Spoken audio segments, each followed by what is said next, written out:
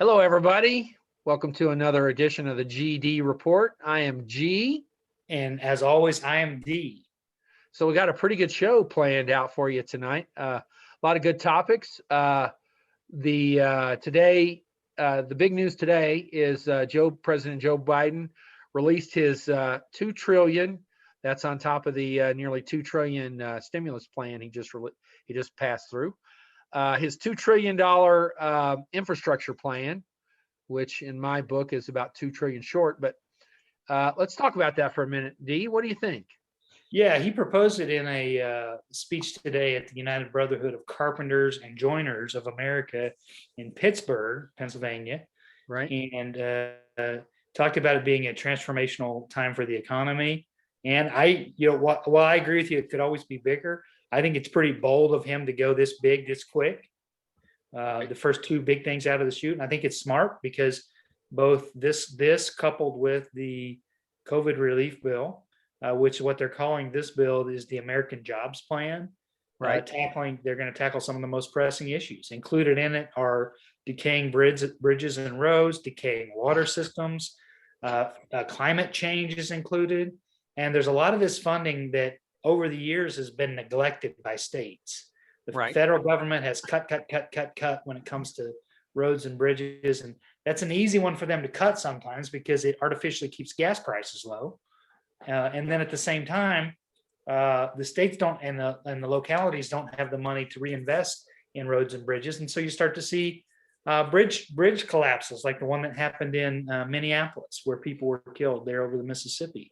Right. And you start to see things like that happen, and the states are about to go bankrupt in many cases and don't have the money to be able to spend. So I think it's perfect timing for it. Also with a lot of things in the news, like what happened in Texas with the out-of-date electrical grid, right, and capping of hundreds of oil wells that needs to take place. I think this is well timed.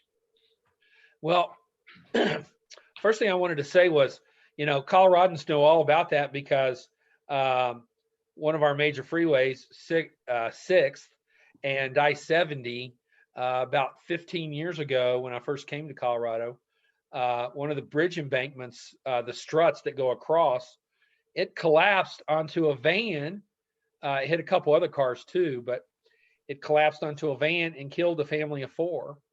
They repaired that bridge, but and then Colorado has actually done a fairly decent job of keeping up with its road and bridge maintenance, but there are certainly lots of other states that haven't. But I do have one question, not to sound too Republican here, but how's President Biden going to pay for this? I mean, the Republicans were already complaining about the $1.9 trillion stimulus package. Yeah, well, add another $2 trillion into the debt structure. How are we going to pay for that? Actually, he's going to address it by raising the corporate tax rate from 21% to 28%, and then also increasing global minimum tax paid on multinational companies from 13 to 21%. He's going to end federal tax breaks for fossil fuel companies, and then he's going to ramp up tax enforcement against corporations that aren't paying. There's also up to $400 billion in clean energy credits for firms that convert to clean energy. Right. And so there's a lot of things in there. Now, what I did find interesting is there are a lot of red states. And again, I think this may be part of Biden's plan because he did it with the COVID bill, and I think he's doing it again with this bill. He's creating a pretty solid wedge between Washington Republicans and state level Republicans. Right. Because you hear a lot of Republican governors that say they need this investment. Now, they may not agree with the raising taxes on the companies, but Biden did just what he did with the COVID relief plan. He challenged them today in his speech. He said, if you don't agree with how we're talking about paying for this, give us your ideas of how to pay for it. Right. Well, they don't have any ideas. They don't have any idea. The only way you can pay for it is to tax it or to pass a bond issue. Well, we haven't had any bond issues since World War II. Right. And they're not going to do that. And Republicans, when you put the word raise and taxes together, they run the other way. So they don't have a plan for paying for anything. That's why they're the party of obstinance. And So the party of deficit spending and the party of national debt growth. right, exactly. So one of the things I heard that was in this plan, and I don't know if this is true or not. That's why I know you'll know. That's why I want to ask you is um, part of our infrastructure. Most people don't think about this, but part of our infrastructure is our harbors and how our harbors operate. And I heard a report today on the radio that a lot of our harbors are operating with, mid to late 20th century technology. And in this bill is a decent chunk of change for places like Long Beach to modernize. And one of the things I heard they were going to do is they were going to extend rail service to the harbor to make it more efficient for them to get goods from the boat to where it needs to go. So Yeah, there's actually $42 billion in the bill for airports, water transit, and ports. And then there's another $80 billion for passenger and freight rail. right, And so they're talking about high speed, how long have we been talking about high speed rail? I mean, we've been talking about it forever. And it is one of the areas, mass transit like that is one of the areas that we have fallen hugely behind Europe, usually behind China, usually behind Japan. And right. I mean, there's so many things that high speed rail would do for the economy in throughout our country. Oh And yeah. Well, it's time that it happens.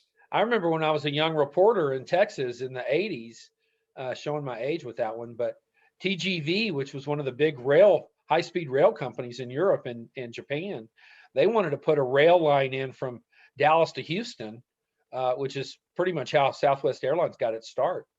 And they were going to run it down the I-45 corridor, the right of way. So I-45 is 2 lanes on one side, 2 lanes on the other, and pretty much just grass in the middle. And so they were going to run this high-speed rail line right down the middle of the interstate. And lo and behold, Southwest Airlines spent a huge chunk of money with the state legislature lobbying against it and got it killed. And that's 40 years ago, so Right. we're at least 40 years behind. So is there anything in this Well, bill for guys like me that want to convert their house to solar but don't really want to spend the money to do it? there's $213 billion in it for affordable and sustainable housing. So that could fall in that category. There is interesting too. There's also $400 billion investment into the caretaking economy that includes home and community-based care for elderly and disabled people. Interested to me. Right. $100 billion for high-speed broadband. Public schools and early learning centers and community college, $137 billion. So there are projects in here that every state is going to love. Apparently Joe Manchin is already a huge fan of the bill too, which is obviously a key in the 50-50 tied Senate. Right. But I heard that there is potential. Now we'll see how much. I know Moscow Mitch has an iron grip on his caucus, but I understand that Shirley Capito Moore, if I said that in the right order, the other senator from West Virginia, is highly interested in a lot of the investment that's in here too, because West Virginia is a huge state that gets a lot more federal dollars than it pays in. Right. Yeah, I'll bet you when it's all said and done, I bet you they get at least 3 Republican votes. I bet you they get Mitt Romney, Susan Collins, and Lisa Murkowski. I'll bet you. Wouldn't surprise me at all. So, and I'll bet you Murkowski is going to run when it passes. I bet you Murkowski's going to run on it for re-election. What do you bet? Could be. Look what I did for our state. Right. Speaking of states and Republicans, let's head down south. And what's the latest with the? And I'm just going to call it what it is the Georgia voter suppression law. How's that going? Jim Crow 2.0. Yeah. Well, they've passed a large bill on party lines and jammed it through Republican style, where they've cut down on the number of days that early voting can occur. They've cut down on Sunday voting, which is an obvious attack on souls to the poll, which is primary day that African American churches use to encourage their members to vote. They've even outlawed passing out food or bottled water to people in line. Made that an arrestable, I believe it's a felony now to do that. And so obviously people are quite upset about it. When Brian Kemp signed it, he signed it behind lock and closed door. An African American state representative tried to knock on the door, and she was arrested by state police and put in handcuffs and drug out of the state capitol, just trying to go witness the bill being signed. Right. Which, if he's so proud of the bill, I don't know why he has to do it behind closed doors. Right. So now there's obviously a big push with HR 1 and S1, which is the voting rights bill that was passed in the Congress. There's also an updated HR 3, which is actually the John Lewis Voting Rights Act, which is an update to the Voting Rights Act 1965, which is what the Supreme Court ruled on and said that the legislature actually needed to fix it. So they did the fixes to it and named it for John Lewis. So there's a couple of opportunities, but Republicans have signaled so far that they're willing to use a cloture vote. I won't call it a filibuster because they don't really have a filibuster. They just use a cloture vote threat. And so this may be the cause for Democrats to either, as we've talked about on previous podcasts, either nuke the filibuster altogether, do a carve out where they say when it comes to constitutional and democratic small d functions of the government that's exempt from filibustering. Or they may start with the talking filibuster and say, you want to filibuster it, then you need to hold the floor for as long as you want to. You need to speak on germane topics to the bill. And you need to, at all times, anytime a vote's called, be able to present 41 votes on the floor. Right. I like that idea. I like it. Me too. Putting the onus on them to make sure all their people are there. So. Me too. And then the other thing is, groups like Fair Fight, which is Stacey Abrams' organization in Georgia, which had tons of success, and Black Voters Matter, which is Natasha Brown's organization that also did a lot of great work in the Georgia runoff elections. They are putting the pressure, along with several Black executives and church leaders, putting pressure on corporations based in Atlanta to speak out about it. And in fact, Delta Airlines just reversed course today, and Coca-Cola did as well. And Delta initially said the bill was at least better than it originally was. And while they weren't happy with it, it was a better law. And today, the CEO of Delta, Ed Bastian, came out and said that the bill last week was unacceptable, wrong, and based on a lie. And then it's caused him to get into a sparring match with your favorite governor, Brian Kemp, where Kemp is accusing the Delta CEO of pandering and of spreading misinformation about the bill. And I found it interesting too. Lindsey Graham was speaking out the other day and said that Republicans were sick and tired of being called racist. Well, don't be a racist. That's the people who complain about the most about being called racist are racists. Right. Yeah. I mean, come on. If you're, if it hops like a rabbit and chews like a rabbit, it's a damn rabbit. So, well, and the thing is, why are Republicans the party that wants less people to vote? Is my question. Yeah. Well, because they can't. That's the only way they can win. That's exactly right. They want to stack the deck. So we'll see. There's, I think there's about 30 or 33 states that have similar bills. Iowa's already passed one, which is so funny because they wanted to get rid of voter corruption, and Republicans pretty much swept the state. Right. Well, don't you think one of the first things, now that they're passing, don't you think one of the first things Merrick Garland will do will be to haul these states into court? I would think so. I would think that try to reinstate some of the voting rights oversight functions, and then just challenge the Supreme Court to overturn it again. Right. It's kind of as funny as the Republicans who challenged the results of the 2020 election on the presidential, but didn't talk about their own races that they won. Right. Yeah. is only fraudulent on the presidential side. So interesting time there. All right. We'll see how it goes. I think that I did hear a leak of a conference call between some of the Koch corporation's lobbyists and one of Mitch McConnell's PAC leaders, and they were very concerned on the audio of that phone call about the voting rights law, because they said when it's generically presented, it's kind of like the tenets of Obamacare. When it was generically presented, it had about 85 or 90% approval, including Republicans. Right.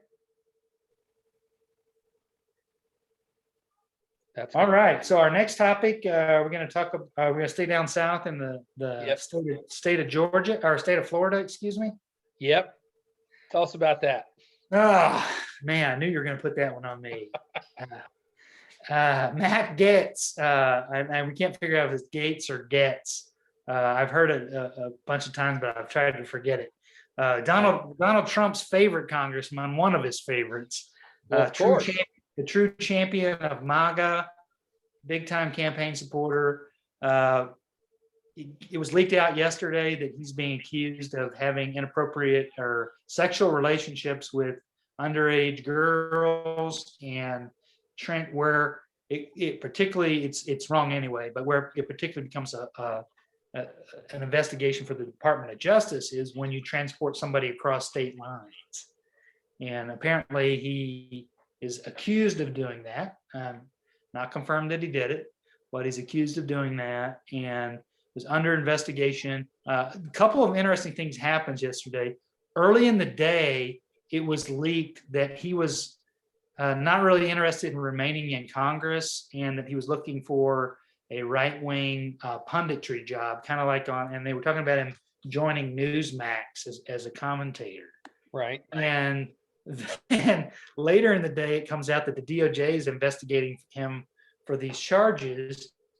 And then later in the day from there, he went on your favorite TV show, Tucker Carlson, on Fox News, and proceeded to tell Mr. Carlson that he was being extorted by a member of the Department of Justice for $25 million, that if his family would pay that money, they would not leak the information about him, even though it's already been leaked, and that there was going to be a bust today on that. So if that was the case, he ruined the bust, because apparently he was cooperating with the Department of Justice in the investigation. I might note too, before anybody gets, it's Joe Biden trying to get paybacks for Hunter's laptop and all that stuff. This investigation was initiated when Trump was president and when Bill Barr was still the Attorney General, and he actually signed off on the investigation. Former Attorney General Barr did. Then on Tucker Carlson, he proceeded to try to throw Tucker Carlson pull him under the bus with him twice, and said, I'm not the only one on this show right now who's been accused of being with underage women. And to which Carlson said, I don't know what you're talking about.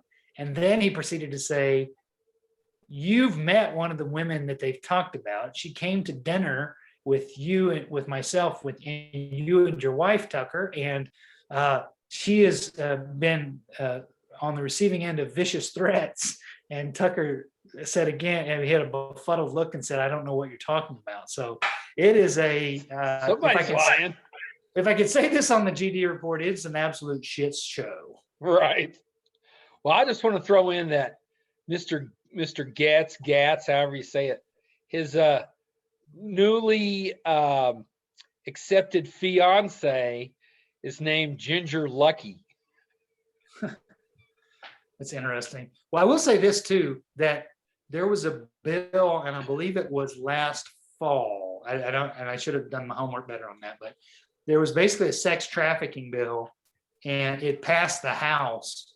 There's always a few members that are not present, right? For some reason, but it passed the House 420 to 1. Right. And I'm going to give you a guess who the one was. Looking out for yourself. I guess so. I don't really. Yeah.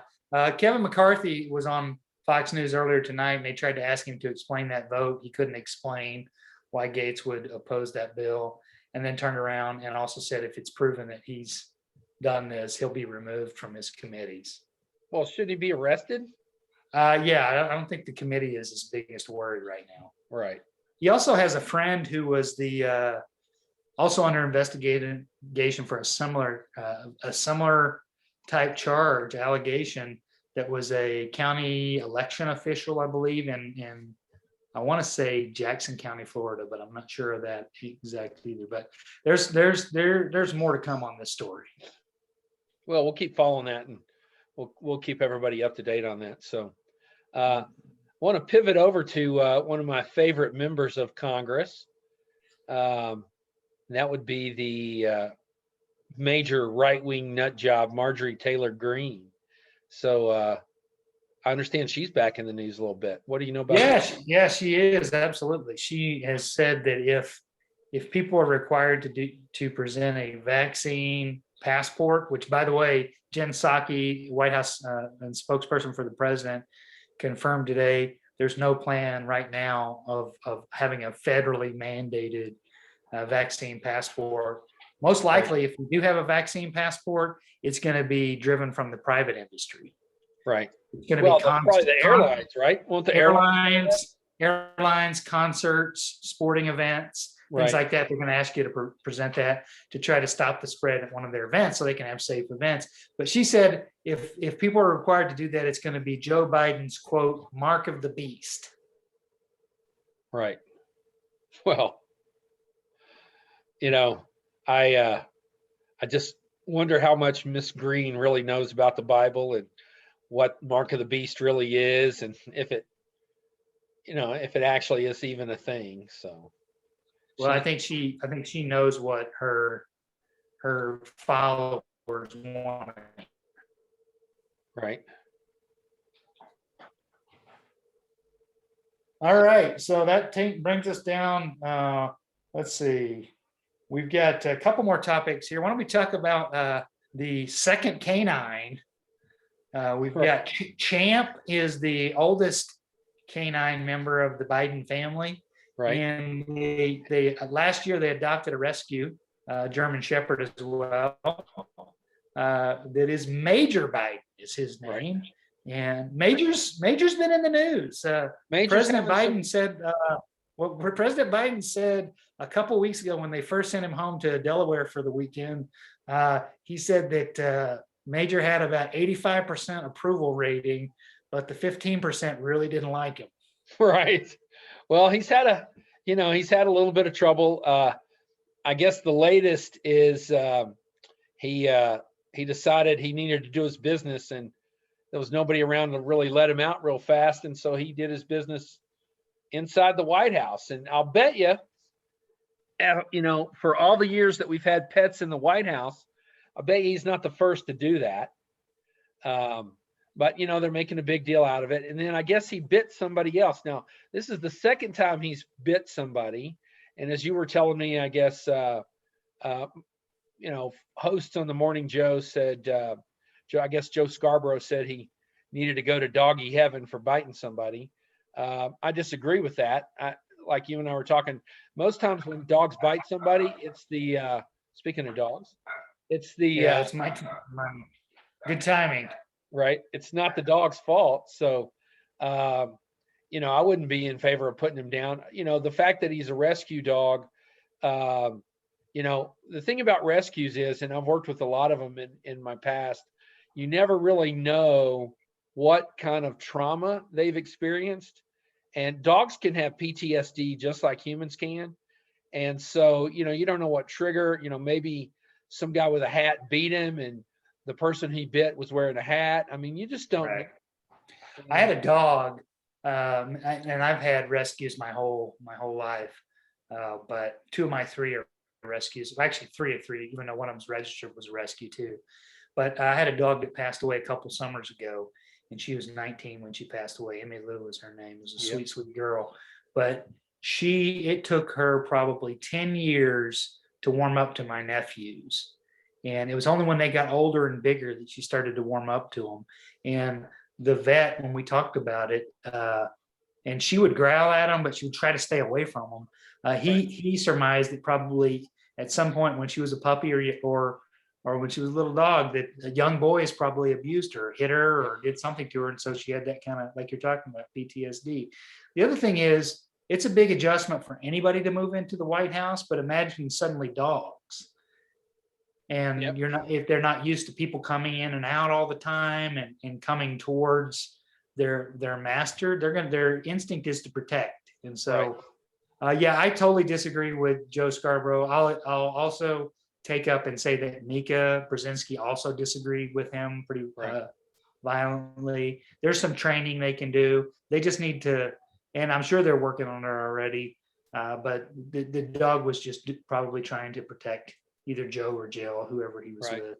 Well, the thing is, German Shepherds, just about every dog breed has a purpose. I mean, Dachshunds were bred to kill badgers.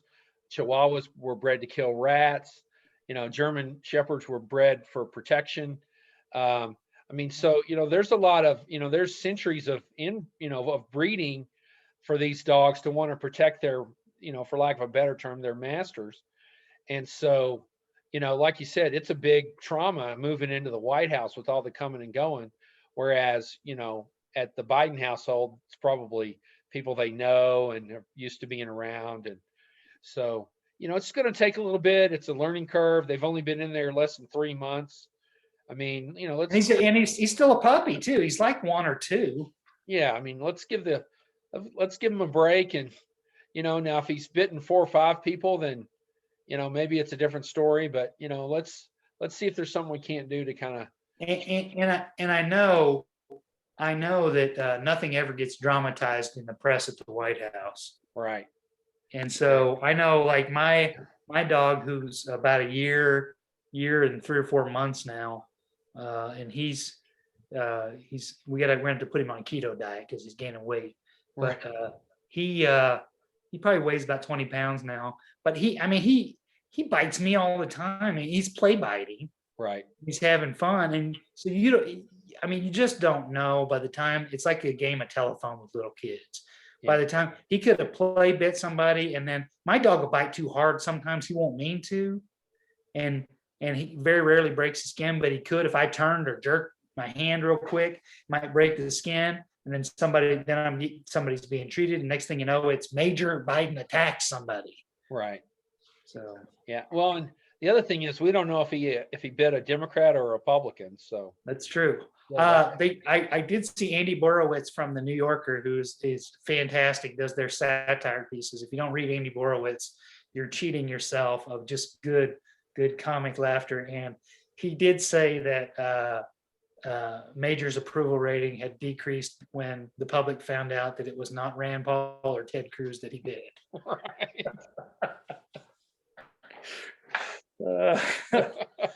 I got a good chuckle on that the first time I read it, and I'm laughing now at my own joke. So cheers to Andy Borowitz for that one.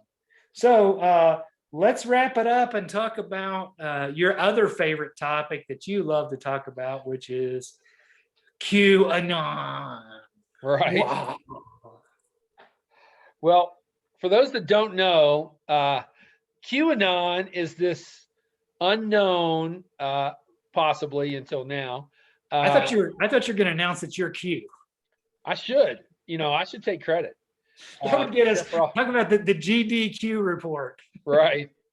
So for those that don't know, Q is this purveyor of conspiracy theorists or conspiracy theories. He's the one that threw out that Hillary Clinton was involved in a pedophile ring that was being run out of a pizza joint in DC that caused one of its idiot followers to go try to shoot up the place.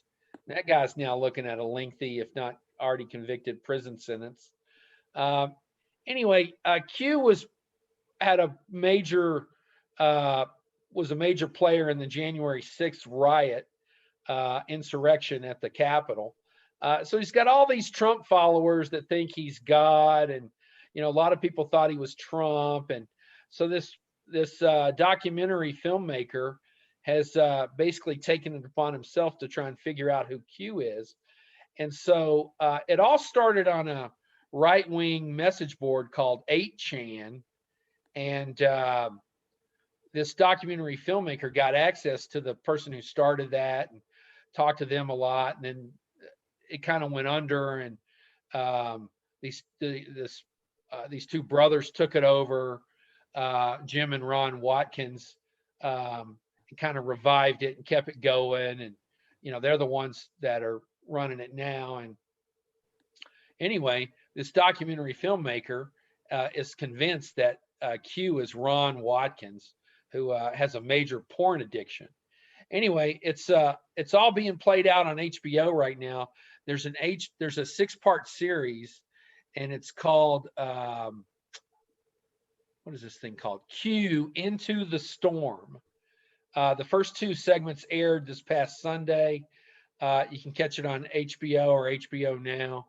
A big part of that theory, and they talk about the storm. Their storm was that Trump was in this egalitarian battle against the deep state, and he was going to basically overthrow the government and become a king like Victor, declare himself president, declare martial law, and then execute Democrats, right? Including Barack Obama, Hillary Clinton, Nancy Pelosi, and it was going to just create this kingdom of followers of Trump. And there's I'm sure on this documentary, I've seen some stories about the documentary. I've not seen any of it yet myself, but I know that just from some other reporting about the QAnon followers, there are a lot of people who got so deep into it that they almost left their families. They believe so heavily that up until the inauguration, the storm was going to happen on Inauguration Day, and then they believed it was going to be on March 4th, and then it was, now you've got My Pillow guy saying that Trump's going to be president again by August. Right. And it's just these people that go down a rabbit hole believing all these theories that, like you said, they really divorce themselves from reality.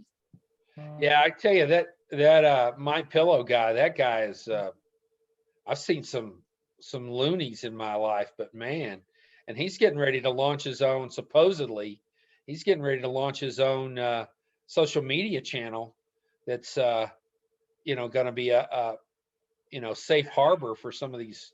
Is he launching that with Trump? Because Trump's supposed to be launching his own too. No, I think he's launching this on his own. He said his is going to launch in like 3 weeks. Well, and then he also has been rumored to be a candidate for governor of Minnesota in 2 years. Well, good luck with that. Minnesota's smarter than that, although they did like Jesse Ventura. That's true. But yeah, I think they're smarter than that. Interesting times we live in. Absolutely. Yep. So as we wrap up, I believe over the weekend we set new records for vaccines, and we've got they were doing 3 million vaccines a day. Right. Over the weekend. They hit about 10 million. I'm vaccinated now. Wow, good for you. Proud to say. We're still trying to figure out where to get ours, so it's pretty backed up here in the Denver metro area. So yeah, but everybody, when you get a chance, take the shot if you can get in to get it, and don't be afraid by the Marjorie Greenes of the world.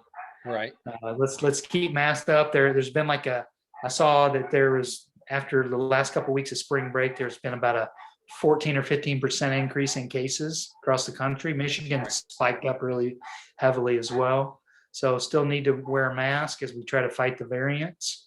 But let's just stay vigilant, and let's get back to normal as quick as we can. Yeah, amen to that.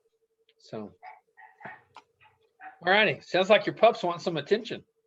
Yeah, they are. There's a soccer game going on back there, and that is the soccer complex is theirs, and our backyard is theirs too. Oh, gotcha. Yeah. All right. Well, everybody have a great evening. G-Man, great job. Great to see you again. Yep. Good to see you. And we'll see you next month. Everybody take care. Bye-bye.